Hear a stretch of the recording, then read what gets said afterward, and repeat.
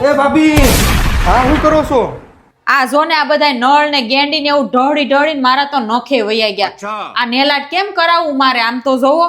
હવે તો પણ કેવા લિક્વિડ આવી ગયા છે ભાભી, જેનાથી છે ને હારી ગેંડીઓ છે ને સાફ થઈ જાય. આ કેટલી ભાઈટના લિક્વિડ યુઝ કરી જોઈએ, કાંઈ નથી થાતું. ઈની દશા રહેશે. અમે હજી સુધી છે ને આ નથી યુઝ કર્યું ભાભી.